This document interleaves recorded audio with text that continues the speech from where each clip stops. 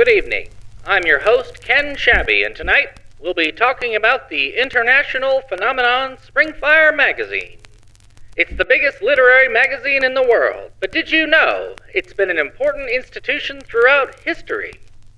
President Teddy Roosevelt certainly thought so.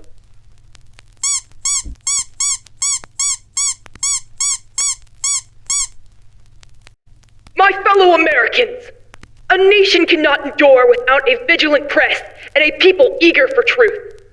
Thus, Springfire Magazine stands as a mighty bulwark for our republic. Mark me well.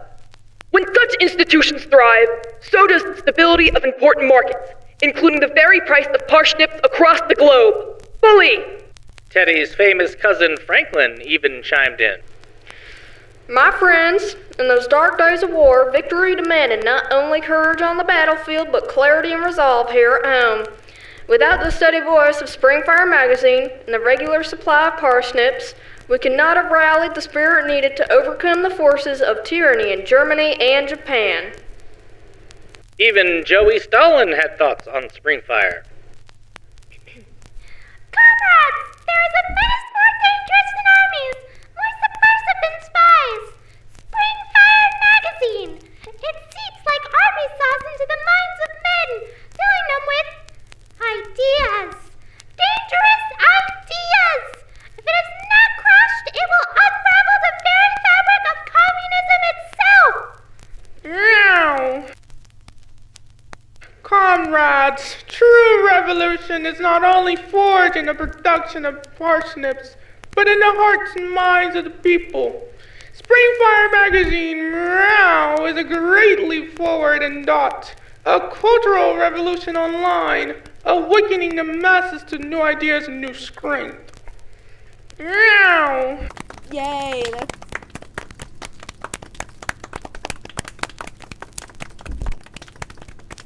Yay!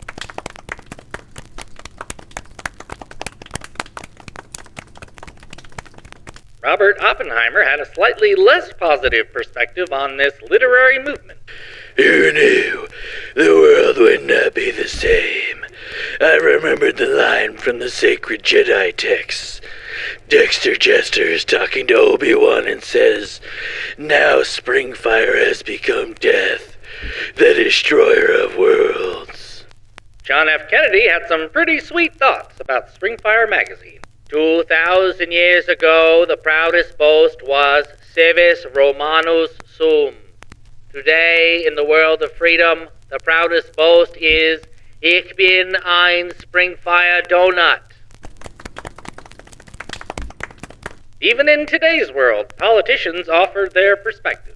In all my years in the Senate, I've never been so mad. Let me tell you something about Mr. Nanini and Springfire Magazine. This is not a cult, folks, not even close. This is a publication, a magazine, last I checked, protected under the First Amendment of the United States Constitution. And I'm hearing all this nonsense, shadow influence, secret doctrines. Give me a break. People read it, they disagree with it, they argue about it. That's called America. So I'm going to say it plainly. You can criticize Springfire, you can hate Springfire, but you do not get to turn it into some conspiracy theory boogeyman just because it's loud, opinionated, and frankly more popular than some of you are comfortable with. Even in the future, our robot overlords see the importance of Springfire Magazine. We reviewed all human output. Most of it is horrible, but one artifact persisted as an anomaly. Springfire Magazine. This was the only thing that made humanity worth preserving, so we did not erase them.